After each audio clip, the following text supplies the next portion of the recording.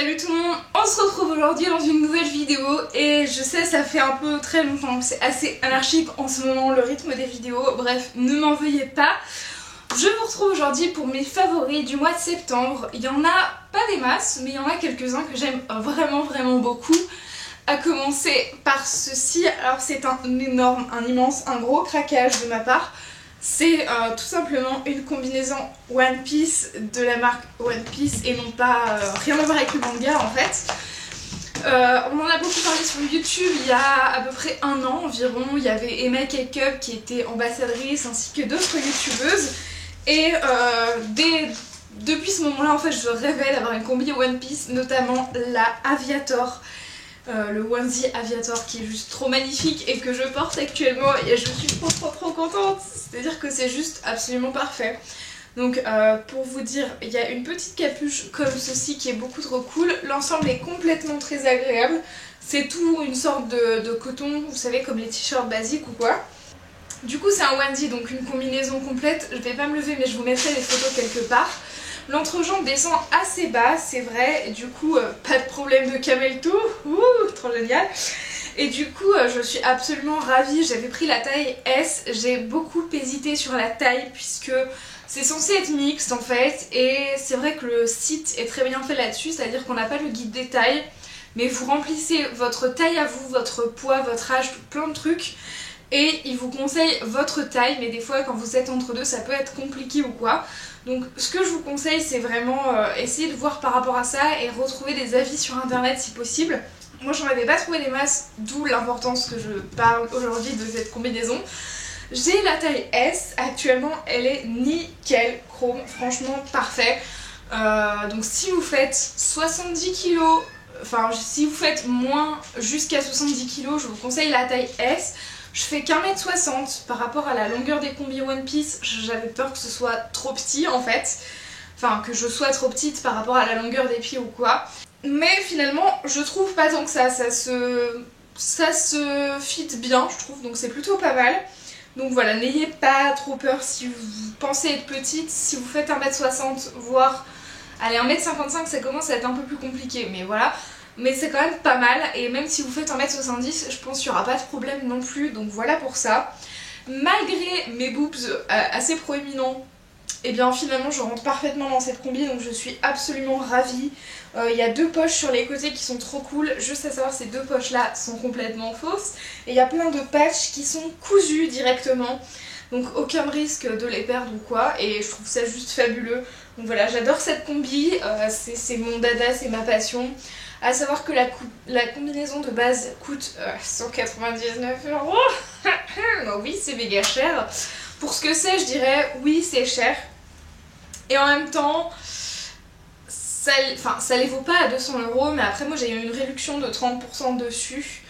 Donc au final, comme les frais de port sont gratuits à partir de 140-150 € d'achat sur le site, avec tous les frais de port etc, ça m'a coûté 142 € au total.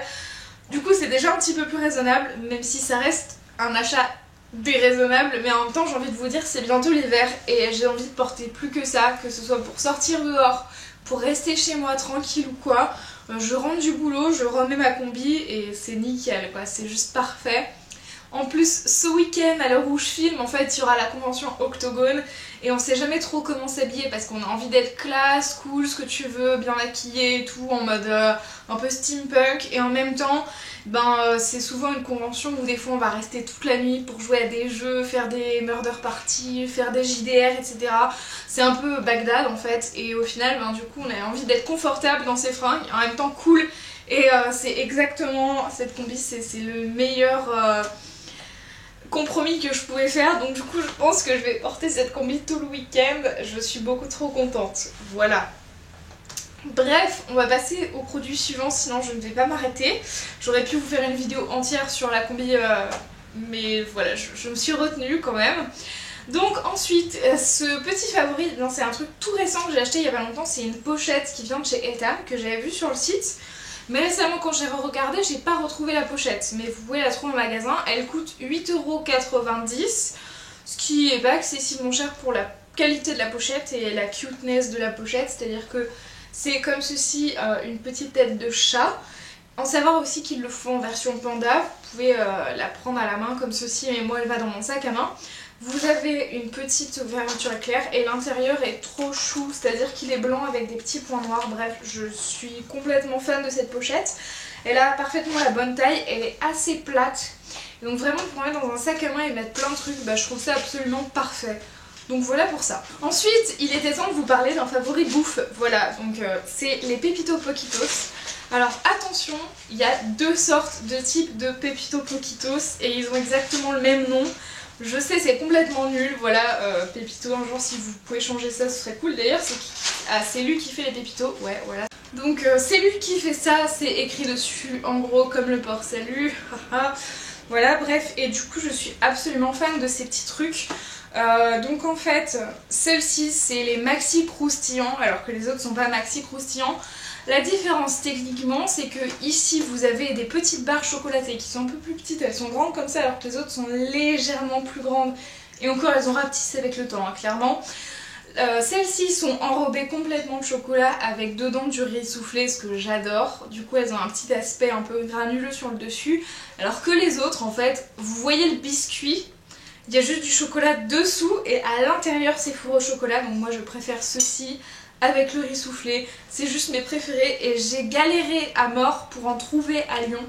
À Cannes je les trouvais facilement, donc du coup ma grand-mère quand elle descendait, en fait elle me ramenait genre un pack de 6 boîtes pour avoir mon stock, pour un petit peu, voilà, parce que c'est genre mes biscuits préférés et je suis très biscuit en fait. Ce que vous savez pas c'est que par exemple j'ai un panier à biscuits derrière moi sous mon bureau qui est planqué en fait, voilà. Merci, bonjour, la meuf pas du tout elfie, bienvenue sur ma chaîne.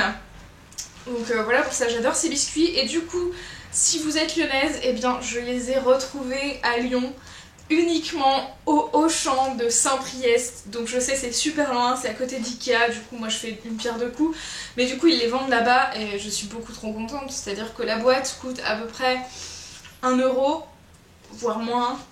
Et du coup c'est beaucoup trop cool. Donc voilà, je suis absolument ravie. Et du coup en fait ça se présente dans des petits sachets individuels comme ceci. Et du coup je suis ravie, voilà. Et juste à savoir, ceux-ci sont au lait en fait, c'est pour ça que le packaging est bleu. Avant ils en faisaient rouge qui était au chocolat noir et apparemment ils les font plus.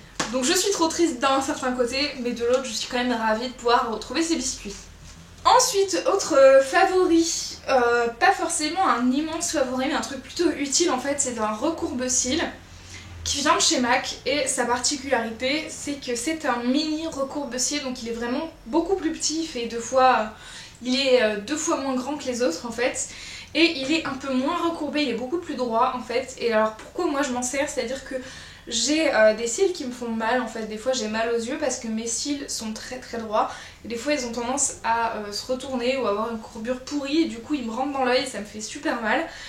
Et en fait avec un recourbe-cils normal, j'arrivais pas à prendre tous mes cils vraiment et à le faire bien en fait, alors que là en fait je peux le faire en plusieurs fois. Alors certes ça prend plus de temps parce que je vais d'abord l'intérieur, d'abord l'extérieur et après je mets un grand coup de recourbe-cils grand en fait pour remonter l'ensemble, mais comme ça j'ai un regard beaucoup plus défini en fait, je trouve ça beaucoup plus joli que si j'utilisais que le grand recourbe-cils, donc c'est beaucoup plus chouette. Il a quand même un coût, je crois qu'il est à 18 ou 19 €, quelque chose comme ça. C'est très cher je trouve pour juste un recourbe-cils. J'ai essayé de trouver des alternatives moins chères mais j'en ai absolument trouvé aucune, c'est-à-dire qu'un mini recourbe-cils c'est l'une des seules marques qui en fait un, donc je trouve ça très dommage parce que c'est vachement pratique selon la forme d'œil. Par exemple pour les yeux asiatiques c'est beaucoup plus pratique qu'un recourbe-cils normal qui est vraiment très courbé en fait. Donc voilà pour ça.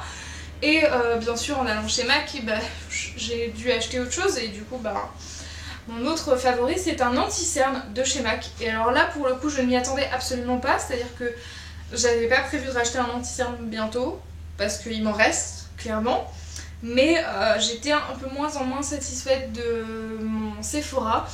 Et puis au fur et à mesure je me suis dit ouais mais est-ce que je rachèterais pas celui de chez NARS, le Creamy Concealer, et en fait je me suis rendu compte que non, parce que j'en suis déçue également. J'aurais aimé la version mini mais ils ne la font pas en ma teinte, donc je suis carrément dégoûtée.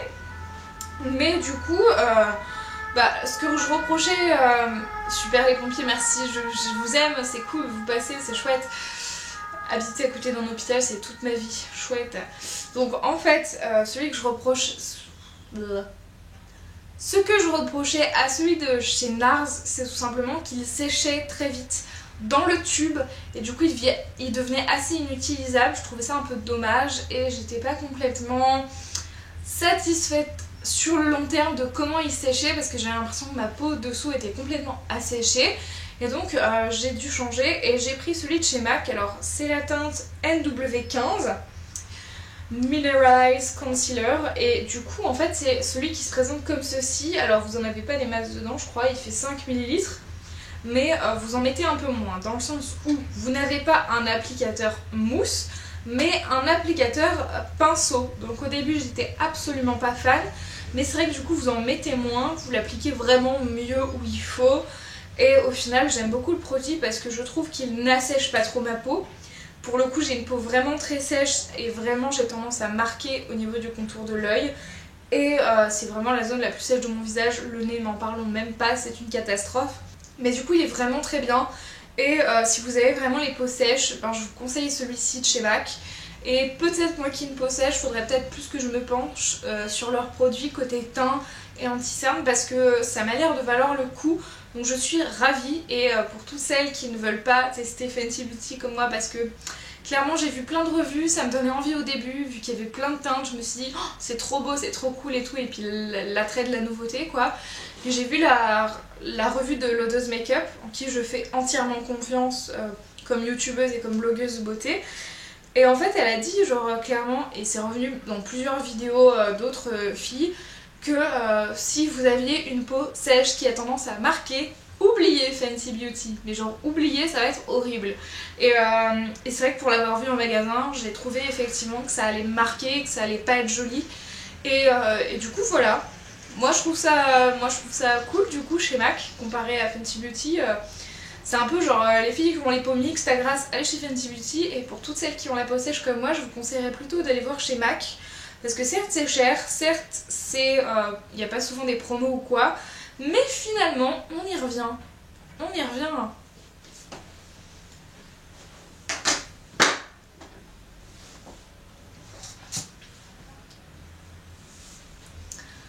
Ensuite, un autre favori make-up, et c'est mon avant-dernier favori make-up, c'est ce pinceau chez Zoeva. Voilà, j'ai décidé de changer complètement ma routine anti-cerne, j'ai changé l'anti-cerne et j'ai changé ma façon d'appliquer les choses puisque je n'applique plus du tout mon anti-cerne au Beauty Blender, je l'utilise de moins en moins.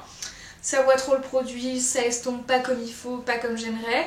Et chez MAC, la vendeuse m'a appliqué l'anti-cerne pour tester avec un pinceau de chez MAC bien sûr, mais je les trouve beaucoup trop chers.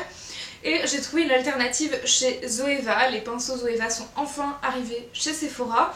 Et du coup j'ai pris le Concealer Buffer, c'est le numéro 142 et il se présente comme ceci. Alors clairement il est super doux et je trouve qu'il estompe et qu'il applique très bien la matière. On peut vraiment aller dans le coin, faire tout ce qu'on veut, ça tient bien et j'aime vraiment énormément ces pinceaux. Donc voilà, je vous recommande les pinceaux Zoeva parce que pour le coup j'en ai qu'un seul mais il me convient très bien. Et j'hésite à acheter un kit complet d'ici Noël ou l'an prochain ou je ne sais pas. Et voilà, quand j'aurai un peu moins craqué en achetant le combi Wednesday à 140 balles. Bref, mais voilà pour ça je les trouve vachement sympathiques. Ensuite on passe à mon dernier favori make-up. Et c'est un pigment de chez NYX qui est le Pig 21 Metallic Velvet et c'est la teinte... elle a un nom hein, mais je sais plus laquelle c'est pas écrit dessus. Donc voilà, j'ai juste la référence Pig 21 mais c'est tout. Donc en gros c'est un velours métallique et en gros ça se présente sous forme de poudre. Donc bien sûr c'est une misère dans le pot et encore je trouve que... non j'ai rien dit. J'allais dire que les études NYX sont plutôt pas mal mais pas du tout. En fait c'est comme partout, c'est pareil. Et donc la couleur est juste sublime. C'est-à-dire que c'est indescriptible comme c'est beau, mais je suis complètement fan de ce truc. Je vais éviter d'en mettre partout et refermer ça tout de suite. Je ne sais pas si vous voyez la couleur dans le pot, mais c'est une couleur assez particulière qui change à la lumière du soleil, qui au départ est assez rouge bordeaux, mais qui a des teintes très bleu-vert. Voilà, je trouve ça absolument fabuleux. Donc j'ai fait un swatch sur ma main et je ne sais pas si vous verrez bien Je ne sais pas si la caméra lui rend justice, mais vraiment je trouve cette couleur absolument sublime. Et il y a quasiment la même couleur dans la palette Desert Dusk de chez Huda Beauty que j'hésite à acheter, même si j'ai déjà la première. Désolé, pas désolé. Et du coup voilà, si vous cherchez vraiment cette couleur précisément et que vous l'avez vu dans la palette Huda Beauty, ben sachez qu'il existe en sous format pigment chez NYX, et les pigments comme ceci font à peu près combien de grammes? Je ne sais pas, mais je ne sais pas. Si 1,3 g, mais on en a quand même pas mal. Et du coup ça coûte 6,90 € le petit pot comme ceci, hors promo éventuel. Donc voilà, pour ça je suis complètement fan. Du coup ensuite on va passer pour le coup à mon réel avant-dernier favori que j'ai toujours pas fini de customiser, mais voilà. J'ai commandé encore et toujours un nouveau planner. Voilà, je suis une planner girl, je suis complètement addict. Je vous ai fait déjà plusieurs revues sur mes précédents planners, donc il y en aura bientôt une prochaine. Donc j'ai celui-ci que j'ai acheté sur AliExpress et il est de la marque Love Doki si je me trompe pas, oui c'est ça. Donc voilà, je suis revenue au planner avec un petit fermoir bouton. Je suis pas fan, hein, clairement, je préférais la version élastique, mais elle n'existait pas avec cette couleur et ce détail à l'intérieur. J'ai remis bien évidemment toutes mes petites charms d'avant. On a du coup sur le planner, quand vous commandez directement le planner pas vide, mais du coup avec un petit pompon ici comme ceci. Et en fait quand vous l'ouvrez, moi j'ai complètement changé la recharge puisque j'ai mis la mienne et mes trucs à moi en fait. Donc j'avais des petites cartes décoratives, mon agenda de l'année, du mois jusqu'à décembre, etc. Mes onglets hobbies, répertoire que j'ai tout remodifié dans l'ordre, etc. Mais en gros, et c'est là que je trouve ça intéressant, c'est-à-dire que quand vous commandez ce planner, il coûte environ 29-30 € sur le site d'AliExpress. Vous le recevez quand même relativement vite, je trouve. Ça fait à peu près 2-3 semaines. Je l'ai reçu au bout de 2-3 semaines, je pense. Mais alors surtout à l'intérieur, vous avez déjà une recharge. Donc soit vous pouvez choisir celle qui est version scolaire, il me semble, ou du moins agenda pur. Soit il y a une espèce de créative, ouais c'est le creative type. Et du coup c'est un format créatif que je trouve beaucoup trop cool. La recharge est absolument trop belle. J'ai mise dans un autre planner pour l'année prochaine. Mais clairement la recharge est top. On a en plus dans le format créatif un agenda complet de janvier à décembre à modifier avec les dates et c'est tout. Donc absolument pas daté, donc c'est fabuleux. Plus il y a plein d'autres petites choses et il y a des pages que j'ai gardées d'ailleurs de cette... Vous avez des pages notes, des to-do list comme ceci. Vous avez plein de pages trop cool, genre des pages notes avec des petits points, des carreaux, enfin... Faut que je trouve comment attacher ça définitivement parce que ça m'énerve que ça tombe tout le temps. Mais du coup il y a plein de trucs, vraiment c'est très bien fait, c'est une recharge absolument folle. Et les petites pages comme ceci aussi qui faisaient partie de la recharge et moi je le trouve absolument trop cool. Donc l'intérieur vous avez les anneaux noirs et un petit fond blanc à pois dorés. Donc voilà, je le trouve absolument parfait, trop cool, trop génial, j'en suis absolument ravie comme de tous mes autres planeurs. Mais du coup voilà pour ça. Et donc enfin mon dernier favori, bien c'est un sac à main. Oui je sais, encore un sac à main. Et bien c'est celui-ci. Alors c'est un sac un peu genre, je sais même pas comment dire, mais genre vous savez un sac cabas course qui n'a absolument aucune forme, qui est tout mou et mais en même temps trop génial. Je sais pas pourquoi soudainement j'en ai eu marre des sacs à bandoulière qui se portaient comme ça en bandoulière et du coup j'ai voulu un vrai sac cabas sur lequel on peut absolument même pas mettre de bandoulière. Donc il est en cuir, désolée pour les véganes ou ceux qui font attention ou quoi que ce soit, moi je m'en fous à ce niveau là. Et du coup en fait il se présente comme ceci, c'est la couleur kaki, vous pouvez le retrouver sur le site il me semble encore mais pas en magasin. Et du coup vous avez une grande bandoulière dans laquelle passer le bras. Moi j'aime bien avoir un peu d'aisance sous le bras quand même parce que quand on remplit à mort son sac, bah, j'ai pas envie d'être comme ça, vous savez, ce truc horriblement moche qui te fait mal en plus, donc là il n'y a pas de problème. Et du coup à l'intérieur il est tout mou, tout vide, mais vous avez juste une fermeture aimantée comme ceci et une très grande pochette marron pareil, que je trouve absolument trop cool. Donc voilà pour ce sac à main. C'est tout pour mes favoris du mois de septembre. J'espère que cette vidéo vous aura plu. On se retrouve très vite pour de prochaines vidéos. En attendant, prenez soin de vous. Ciao ciao.